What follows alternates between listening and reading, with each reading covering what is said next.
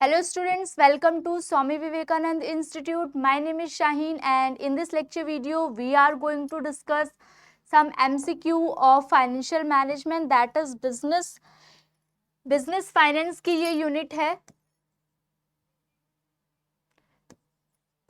Business finance की ये unit है बिजनेस फाइनेंस यूनिट नंबर 4 और आप बोल सकते हो फाइनेंशियल मैनेजमेंट, दोनों बोल सकते हो।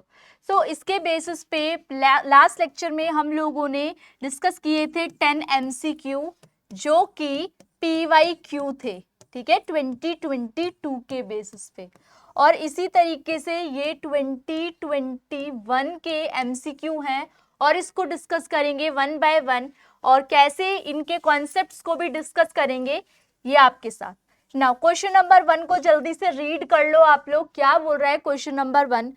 Question number 1 says banker sale of a mortgage portfolios by setting up a mortgage pass through securities। सो जब हम मॉर्टगेज थ्रू सिक्योरिटीज को पास आउट करते हैं या मॉर्टगेज पास थ्रू सिक्योरिटीज होती है, ये किसका पार्ट है? क्रेडिट इन्हेंसमेंट का, अनबंडलिंग का, डेरिवेटिव्स का, सिक्योरिटाइजेशन का। जल्दी से आप बताओ कि ये किसका पार्ट है। ये हम लोगों ने एक लेक्चर डिस्कस किया था, उसके अंदर पूरा का पूरा पार्ट डिस्कस किया था कि ये प्रोसेस किस तरीके से होती है एंड ऑल दैट। जिसने वो लेक्चर्स गो थ्रू किए हैं उसने फटाफट से इसका आंसर कर दिया होगा, that is asset securitisation. Asset securitisation एक ऐसी प्रोसेस होती है जहां पे असेट्स को हम किस में कन्वर्ट कर देते हैं? सिक्योरिटीज में कन्वर्ट कर देते हैं असेट को। Pass through mortgage pass through securities में इसको कन्वर्ट कर देते हैं। तो ये बहुत डिटेल वाला लेक्चर है असेट सिक्योरिटाइजेशन। प्लेलिस्ट में सारे के सारे आपको लेक्चर्स प्रोवाइडेड हैं, उनको गो थ्रू करो ताकि एक भी टॉपिक आपसे मिस ना हो, ठीक है। तो ये वाले हैं। और डेरिवेटिव्स क्या है? जहां पे हम फॉरवर्ड मार्केट फ्यूचर मार्केट को डिस्कस करते हैं, है ना, फ्यूचर मार्केट को डिस्कस करते हैं। क्रेडिट इनहेंसमेंट, क्रेडिट को बढ़ावा देने वाले पॉइंट्स हैं। तो बैंकर ने अगर एक क्या किया है, सेलिंग की है सिक्योरिटीज को, सिक्योरिटीज असेट को सिक्योरिटीज में कन्वर्ट किया है, वो किसका पार्ट है? असेट सिक्योरिटाइजेशन का पार्ट है। Okay, now the next one, question number 2 is the value of the firm. जो वैल्यू होती है वेल्थ मैक्सिमाइजेशन की, वो किसका पार्ट होती है? चारों ऑप्शंस में से जल्दी से एक ऑप्शन को टिक करो और बताओ ये किसका पार्ट होती है। सबसे इंपॉर्टेंट क्वेश्चन है ये।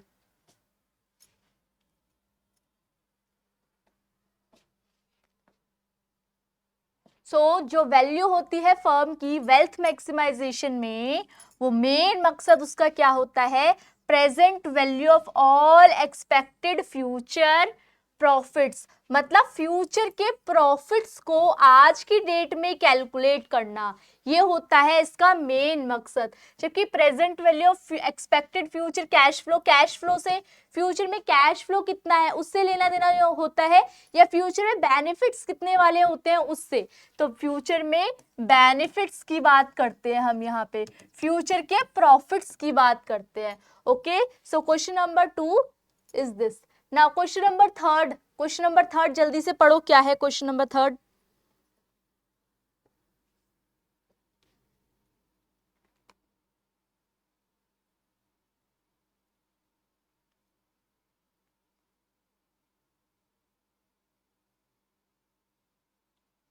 Now question number 3 says according to the theory of dividend। अभी हम लोगों ने लास्ट लेक्चर में भी डिस्कस किया था थ्योरीज ऑफ डिविडेंड। देखो एक सेम टू सेम इसी टाइप का क्वेश्चन आ रहा है। थ्योरी ऑफ डिविडेंड के हिसाब से firm should follow it's investment policy. Firm क्या करती है? इन्वेस्टमेंट पॉलिसी डिसाइड करती है डिविडेंड के बेसिस पे। Of expecting all positive NPV project, सारे के सारे एनपीवी प्रोजेक्ट्स हम एक्सेप्ट कर लेते हैं। एंड पेइंग आउट डिविडेंड, अगर तो बचता है, कुछ पैसा बचता है तो हम डिविडेंड देते हैं। If and only if are funds are available, अगर तो फंड्स अवेलेबल हैं तो हम उसको क्या करते हैं? पहले हम लोगों ने एनपीवी प्रोजेक्ट्स में एनालाइज किया, उनको रैंक देके डिसाइड करके कैपिटल बजटिंग के थ्रू, और उसके बाद अगर कोई पैसा बचता है, प्रॉफिट्स बचता है, देन वो हम क्या कर देते हैं? डिस्ट्रीब्यूट कर देते हैं। तो ये वाली कौन सी थ्योरी कहती है? Bird in hand theory Gordon ने दी थी। गॉर्डन ने दी थी ना, ये हम लोगों ने डिस्कस किया है।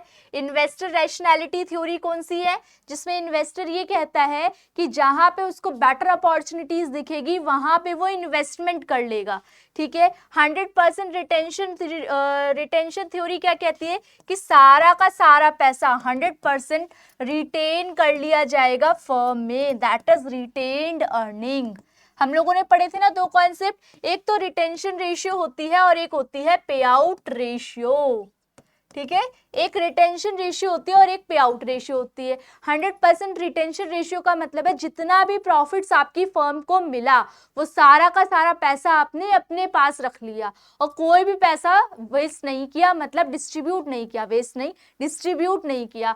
और अगर 100% रिटेन है तो ये होगा, और अगर 100% पे आउट रेशियो आपने सारा का सारा प्रॉफिट जो मिला वो सारा का सारा आपने डिस्ट्रीब्यूट कर दिया, थोड़ा भी पैसा अपने पास नहीं रखा, तो ये वाली थ्योरी भी इसमें नहीं आएगी। ये तो कह रहे हैं ना जो बचा खुचा हुआ वो आपने डिस्ट्रीब्यूट कर दिया, तो यहाँ पे भी इस थ्योरी के कोई कॉन्सेप्ट की बात नहीं कही गई। और गॉर्डन थ्योरी क्या कहती है, गॉर्डन मॉडल ये कहता है कि हाँ कहीं ना कहीं अफेक्ट होता है डिविडेंड के देने या डिविडेंड के ना देने से। तो यहाँ पे तो ये कुछ कह ही नहीं रहा कि बचा खुचा आपके पास हो तो आप क्या कर दो, डिस्ट्रीब्यूट कर दो। पहले आप रैंक दो एनपीवी के थ्रू, सारे प्रोजेक्ट्स में इन्वेस्ट कर दो, अगर कोई अमाउंट बची है तो वो आप क्या कर दो, आप डिस्ट्रीब्यूट कर दो। तो ये वाली थ्योरम क्या कहती है, रेजिडुअल थ्योरी। रेजिडुअल थ्योरी क्या होती है, जो लेफ्ट ओवर प्रॉफिट है वो शेयर होल्डर्स को डिस्ट्रीब्यूट कर दो, अदरवाइज पहले आप क्या कर दो, रिटेन करो पैसा जितनी आपको रिक्वायरमेंट है फॉर द ग्रोथ अपॉर्चुनिटीज। जब हमने डिविडेंड वाले चैप्टर को डिस्कस किया था तो डिविडेंड में हम लोगों ने वो पॉइंट्स भी डिस्कस किए थे जिसमें फैक्टर्स, वो सारे कौन कौन से फैक्टर्स हैं जो कि डिविडेंड को अफेक्ट करते हैं, है ना, वो सारे टॉपिक्स भी डिस्कस किए थे। तो उस वाले लेक्चर को देखोगे जाके तब आपको पता चलेगा कि ग्रोथ अपॉर्चुनिटीज का डिविडेंड से क्या कनेक्शन होता है। तो ये वाली थ्योरी कहती है रेजिडुअल थ्योरी कि लेफ्ट ओवर अमाउंट है तो आप डिस्ट्रीब्यूट कर दो, अदरवाइज आप क्या करोगे, उसको इन्वेस्ट कर दोगे।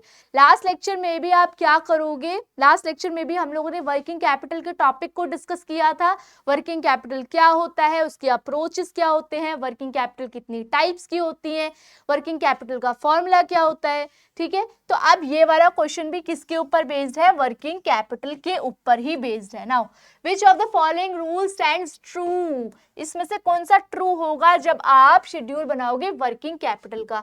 सो वर्किंग कैपिटल में हम क्या कंसीडर करते हैं, नेट वर्किंग कैपिटल में, क्योंकि अब आपको कैसे पता चलेगा कि यहाँ पे नेट की बात हो रही है या ग्रॉस की बात हो रही है। तो चलो अभी डिस्कस करते हैं क्वेश्चन को। अभी हमें नहीं पता कि नेट वर्किंग कैपिटल के फॉर्मूले की बात हो रही है या फिर ग्रॉस वर्किंग कैपिटल की बात हो रही है। इन्होंने बोला करंट एसेट्स क्या होगा, वर्किंग कैपिटल को बढ़ाएगा, करंट एसेट्स बढ़ेंगे तो वर्किंग कैपिटल बढ़ेगा, ठीक है, ये हमने पॉइंट पढ़ लिया। Now the next question says current assets बढ़ेगा तो वर्किंग कैपिटल घटेगी। नेक्स्ट में पढ़ा करंट लायबिलिटी बढ़ेगी तो वर्किंग कैपिटल क्या होगी, डिक्रीज होगी। तो आप एनी हाउ ये समझ सकते हो कि करंट एसेट्स और करंट लायबिलिटी दोनों की बात की हुई है। तो कहाँ पे बात कर रहे हैं, ये नेट वर्किंग कैपिटल की, इसमें तो प्रॉब्लम नहीं होगी अब कोई। हाँ अगर सिर्फ और सिर्फ question is asking about the capital current assets, question is asking out current assets, तो आप क्या करते, आप ग्रॉस वर्किंग कैपिटल वाला फॉर्मूला लगाते, otherwise you have to calculate the current account, current assets minus current liability. अब देखो क्या होता है, पहले वाले पार्ट में क्या है, करंट एसेट्स बढ़ेंगे। अगर मान लो करंट एसेट्स है 1 लाख, करंट लायबिलिटी है 50,000। अब क्या कर दिया इन्होंने, करंट एसेट्स को बढ़ा दिया। मान लो तो मैं 20,000 से बढ़ा दे रही हूँ, पहले 1 लाख थे अब 1,20,000 हो गए। तो पहले नेट डिफरेंस कितना आ रहा था 50,000 का, अब नेट डिफरेंस कितना आ रहा है 70,000 का। तो आप यहाँ से समझ सकते हो कि जो वर्किंग कैपिटल है वो भी क्या हो रही है, इंक्रीज हो रही है। अगर तो करंट एसेट्स को बढ़ाया तो वर्किंग कैपिटल भी क्या हुई, बढ़ गई, तो उस सिनेरियो में पहला वाला पार्ट तो सही है। अगर पहला वाला सही है तो दूसरा तो गलत हो जाएगा। क्यों?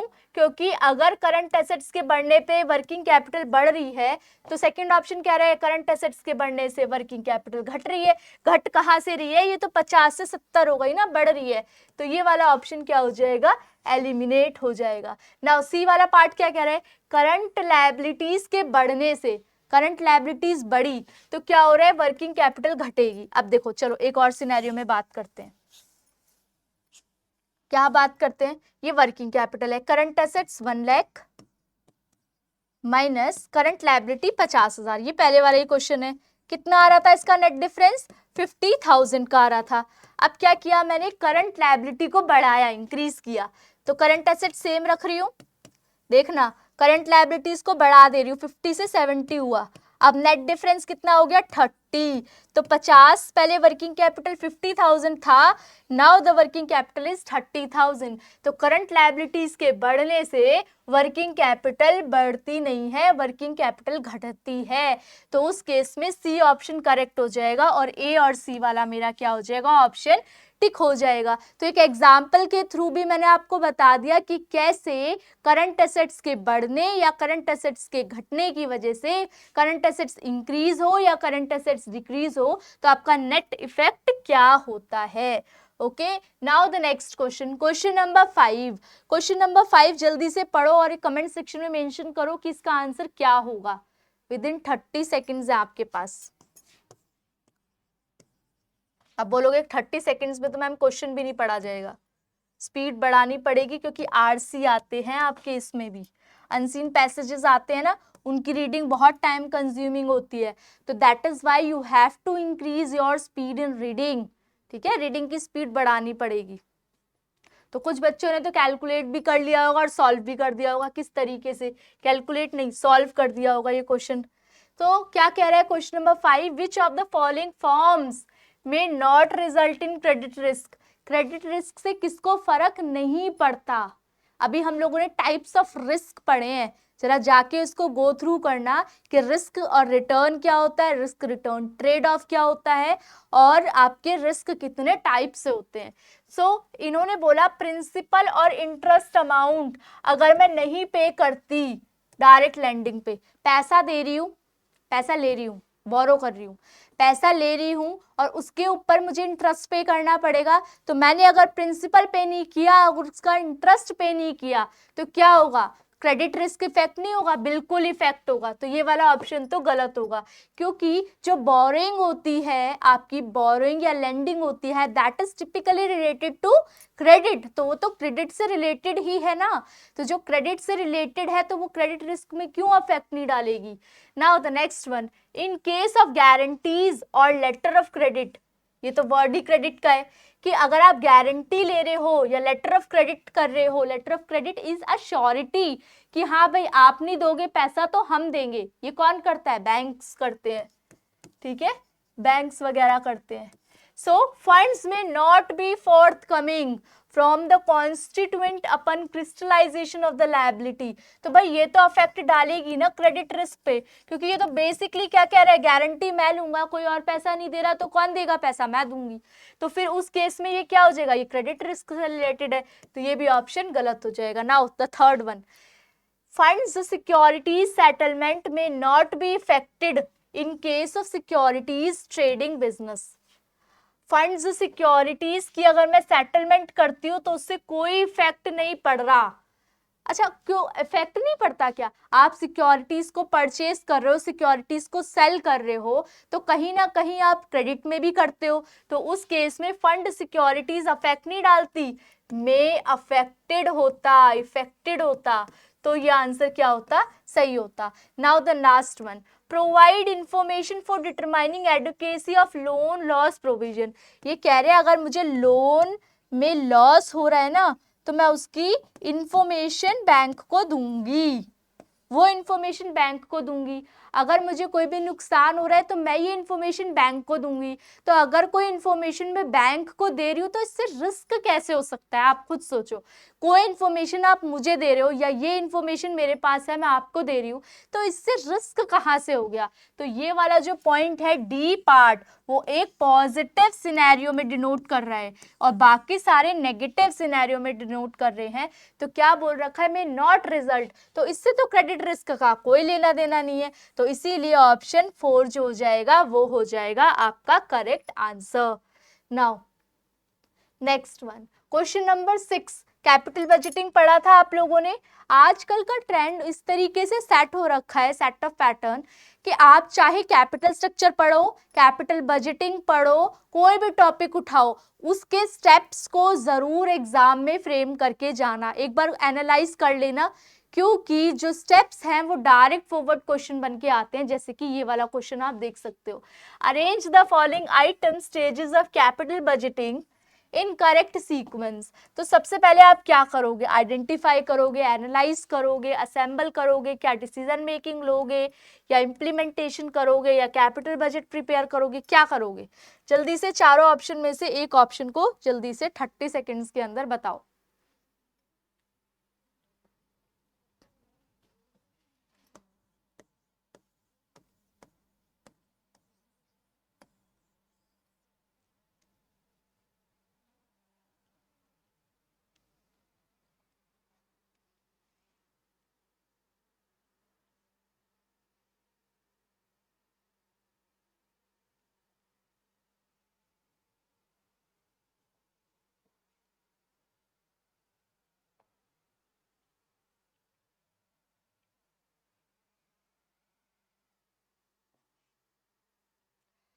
आप लोगों ने एनालाइज कर लिया होगा इस क्वेश्चन का आंसर। तो हम लोग बैक करते हैं क्वेश्चन की तरफ।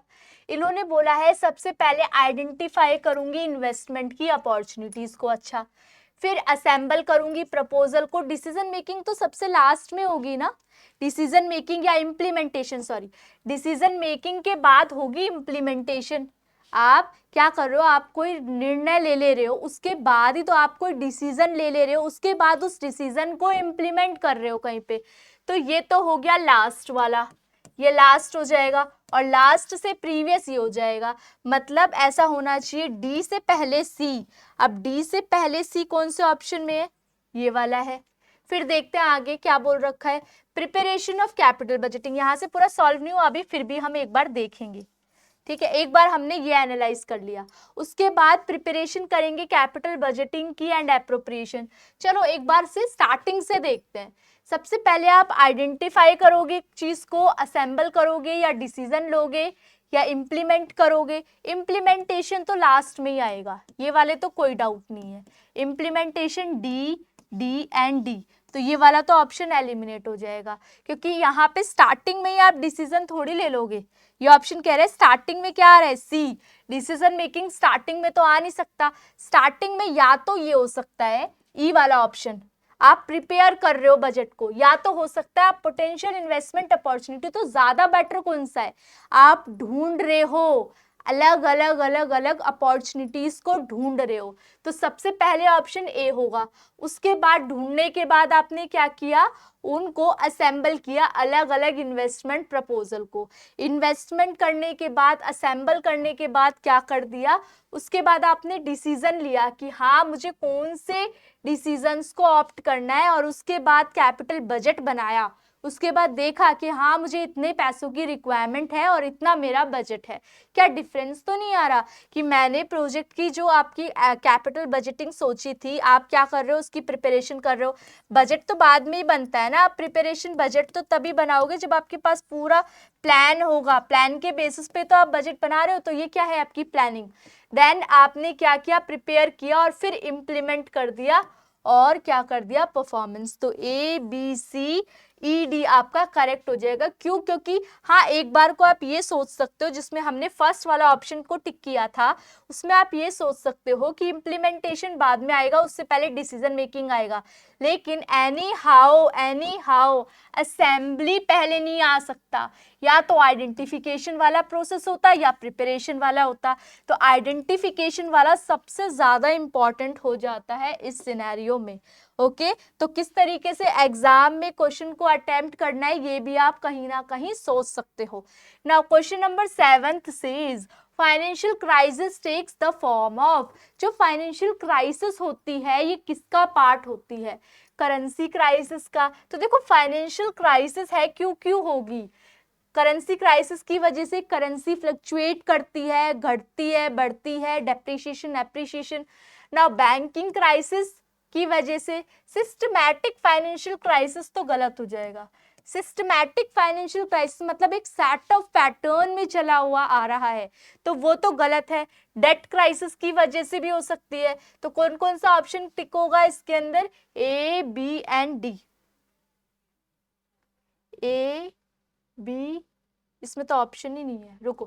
Currency risk A, B, D, हाँ है, तो यहाँ पे है A, B, D आपका क्या है इसके अंदर करेक्ट आंसर है। क्यों? क्योंकि सिस्टमैटिक वे में तो ये तो पॉजिटिव हो गया ना। सिस्टमैटिक वे में कोई भी क्राइसिस हो रही है या सिस्टमैटिक वे में एक सेट ऑफ पैटर्न से आपकी फ्लक्चुएशन आ रही है ऑर्गेनाइजेशन के अंदर, तो अच्छी भी चीज है और बुरी भी चीज है, मतलब दोनों को बैलेंस करते हुए चल रहा है, तो ये सिस्टमैटिक हो गया, इसीलिए ये एक पॉजिटिव सिनेरियो में आता है। नाउ पैकिंग ऑर्डर थ्योरी क्या कहती है? देखो नया टॉपिक मिल गया ना, पैकिंग ऑर्डर थ्योरी। ये थ्योरीज वर्किंग कैपिटल मैनेजमेंट का भी पार्ट है, वर्किंग कैपिटल के अंदर भी आता है अप्रोचेस में। तो अभी डिस्कस करेंगे, पहले आप लोग इस क्वेश्चन को अटेम्प्ट करो, आप लोगों के according what will be the answer. इसमें 30 सेकेंड्स नहीं 15 सेकेंड्स में ही हो जाना चाहिए ये वाला क्वेश्चन। तो या तो आता होगा या तो बिल्कुल नहीं आता होगा, दो ही ऑप्शंस आपके पास बनते हैं इसके। So what is packing order theory? क्या कहती है packing order theory? Packing order theory कहती है कि हमारे पास इन्वेस्टमेंट करने के बहुत सारे ऑप्शंस होते हैं, लेकिन सबसे पहले आप रैंक दोगे 1, 2, 3।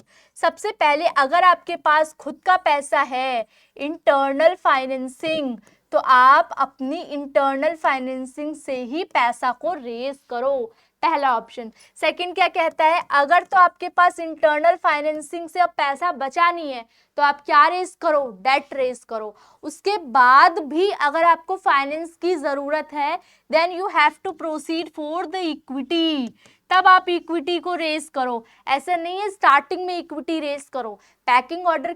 पैकिंग ऑर्डर थ्योरी कहती है कि हमें जब भी कैपिटल रेज करना होता है, तो सबसे पहले हमें कौन सा सेट ऑफ पैटर्न ऑर्डर करना चाहिए, जो कि क्या कहता है कि आपको चूज करना चाहिए इंटरनल फाइनेंसिंग। अच्छा, उसके बाद ये कौन डिसाइड करता है?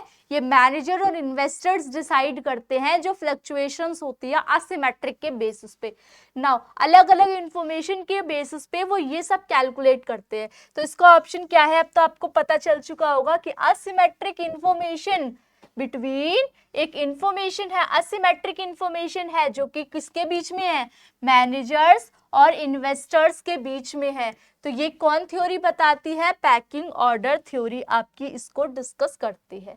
Now the question number 9, which of the following is not of the advantage, is not one of the advantage of derivative market। derivative market क्या होती है? जब हमने डिस्कस किया था forward market, future market discuss किया था ना, या ऑप्शंस होते हैं इसके अंदर, स्वैप मार्केट होती है, बहुत डिटेल में डेरिवेटिव मार्केट को भी डिस्कस किया है, फॉरेन एक्सचेंज वाली वीडियो देखना, उसके अंदर डेरिवेटिव्स को डिस्कस किया है। सो बेसिकली क्या फायदे नहीं है, मतलब क्या बोल रखा है? Is not one of the advantage, तो इसके अंदर एडवांटेज नहीं है, तो क्या होगा? ये एक डिसएडवांटेज होगा। चलो अब देखते हैं। Leverage increases the risk, they enhance liquidity in the market for underlying assets. अच्छा, लिक्विडिटी रेज करता है तो ये तो फायदा है ना, ये आपका क्या है? बेनिफिट। आपके पास पैसा रहता है, लिक्विडिटी रेज करता है, they represent a form of insurance against risk, risk से बचाता है, इंश्योरेंस देता है आपको, है ना। डेरिवेटिव एक इंश्योर करता है ना, पहले से ही हम प्री डिसाइड कर लेते हैं, डेट प्री डिसाइड कर लेते हैं, प्राइस कि फ्यूचर में फॉर द टाइम बीइंग हम ये एसेट को इतने टाइम में परचेज कर लेंगे और ऐसे ऐसे कर लेंगे।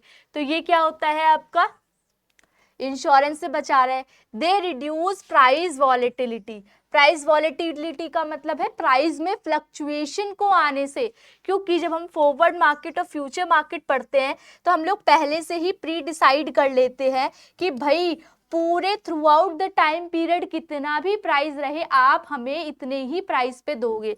मान लो 50 रुपीज है तो 50 रुपीज पे ही दोगे, भले ही प्राइस 60 पहुंच जाए, 80 पहुंच जाए या 30 पहुंच जाए। तो जो प्राइस में घटना बढ़ना है या प्राइस की जो फ्लक्चुएशंस है उसको कहीं ना कहीं कम करता है। तो ये भी हमारा क्या है, पॉजिटिव पॉइंट, ये भी वाला पॉजिटिव पॉइंट और ये वाला भी पॉजिटिव पॉइंट, क्योंकि ये लिक्विडिटी दे रहा है हमें। तो यहाँ पे ये कह रहा है रिस्क को बढ़ाता है, तो ये है एक नेगेटिव पॉइंट, लीवरेज की वजह से रिस्क आपका बढ़ता है। तो ये वाला एक डिसएडवांटेज है किसका, डेरिवेटिव मार्केट का। नॉट एन एडवांटेज पूछा है, मतलब आपसे डिसएडवांटेज पूछा है। Now question number 10 says a new issue debt और share will invariably involve flotation cost।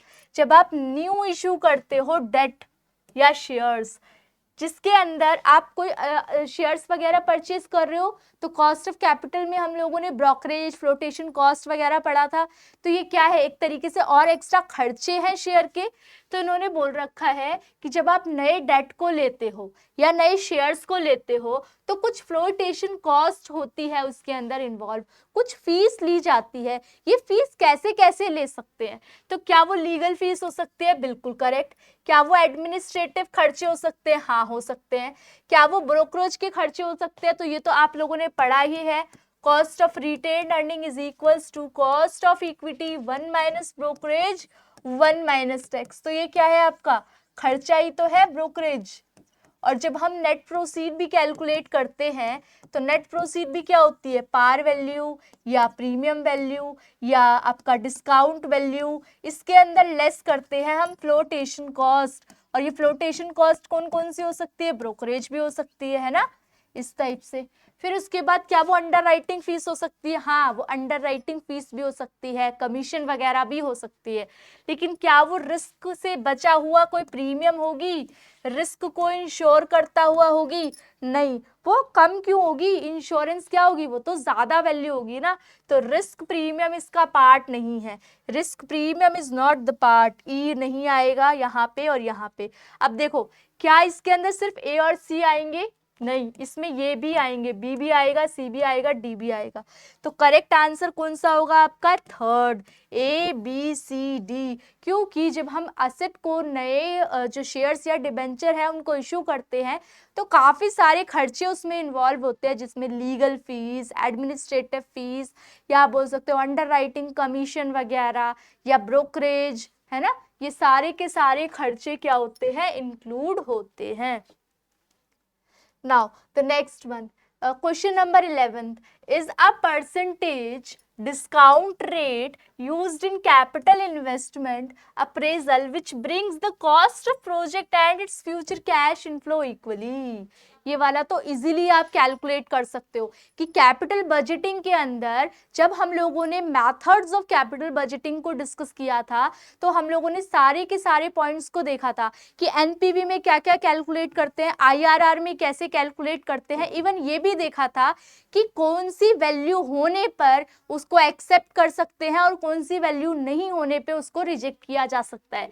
तो अब आप लोग बताओ कि अकाउंटिंग रेट ऑफ रिटर्न किस तरीके से आएगी, इसका part internal rate of return है, प्रॉफिटेबिलिटी है, या तो फिर नेट प्रेजेंट वैल्यू है। तो इसका आंसर आपका इंटरनल रेट ऑफ रिटर्न है, क्योंकि यहाँ पे एनपीवी 0 हो जाती है और एनपीवी का फॉर्मूला क्या होता है, present value cash inflow minus present value cash outflow. तो जब आपका इनफ्लो और आउटफ्लो इक्वल होगा तो ये तो जीरो वाला सिनेरियो होगा ना, आपका जितनी अमाउंट आ रही है इन्वेस्टमेंट के लिए उतनी ही जा रही है, इनफ्लो और आउटफ्लो दोनों इक्वल हैं।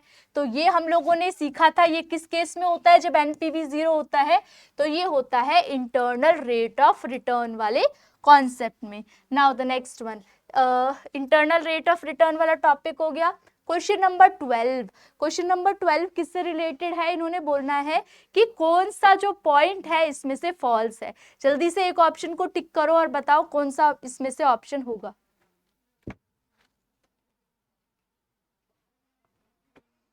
चार ऑप्शन है, जल्दी से इसके अंदर से एक ऑप्शन को टिक करना पड़ेगा कि कौन सा एक एडवांटेज है या कौन सा अलग है सारे के सारे पॉइंट से, या कौन सा गलत है, फॉल्स बोल सकते हो आप।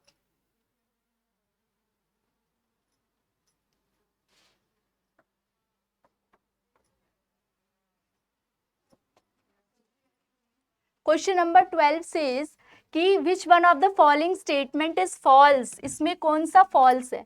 तो सबसे पहले है capital market is a market for medium and long term funds. तो सबसे पहले जब हम लोगों ने मार्केट को डिस्कस किया था तो primary market and capital market we already discuss कि capital market short term funds के लिए होती है, मनी मार्केट इसका पार्ट होता है, और कैपिटल मार्केट जब हम दोबारा इशू करते हैं। तो क्या कैपिटल मार्केट मीडियम और लॉन्ग टर्म फंड्स के लिए होती है, तो ये बिल्कुल करेक्ट स्टेटमेंट है, ये कोई भी गलत नहीं है इसमें कोई भी version. Now the second one, GDR is a negotiable instrument issued by US bank. तो आप लोगों ने जब इंस्ट्रूमेंट्स, फाइनेंशियल मार्केट इंस्ट्रूमेंट्स के लेक्चर को देखा होगा तो आप लोगों ने ये गो थ्रू किया होगा कि जो GDR होता है that is globally depository receipt, that is the part of global receipt. तो ये यूएस का नहीं होता, यूएस का कौन होता है, अमेरिकन डिपॉजिटरी रिसिप्ट इसका पार्ट होता है, ना कि GDR।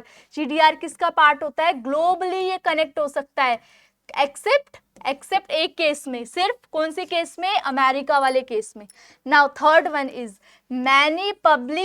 many publicly listed company in India trade their shares through Bombay stock exchange और नेशनल स्टॉक एक्सचेंज।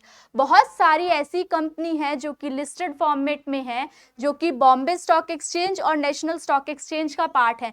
तो हाँ, ये तो बिल्कुल करेक्ट है, क्योंकि लिस्टेड कंपनी में बॉम्बे एक्सचेंज भी आ सकता है और कौन सा, नेशनल स्टॉक एक्सचेंज भी आ सकता है।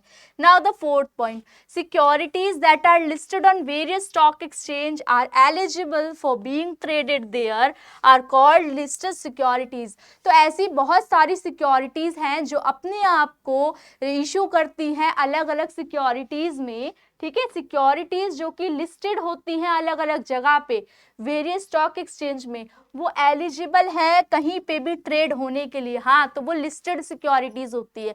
मान लो कुछ सिक्योरिटीज मेरे पास हैं, अगर वो ऑलरेडी लिस्टेड हैं किसी स्टॉक एक्सचेंज में तो वो लिस्टेड सिक्योरिटीज आता है, वो उनका नाम सिक्योरिटीज में लिखा हुआ है किसी एक स्टॉक एक्सचेंज में तो वो लिस्टेड है, अदरवाइज नहीं लिखा हुआ, अनलिस्टेड है।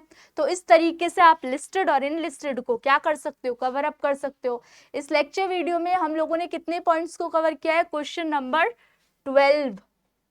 ओके, सो क्वेश्चन नंबर 12 तक हम लोगों ने इनको प्रीवियस ईयर क्वेश्चंस को एनालाइज किया और देखा कि जो हमने ऑलरेडी लेक्चर्स ले रखे हैं वो कितने हेल्पफुल हैं आपके लिए PYQ को एनालाइज करके।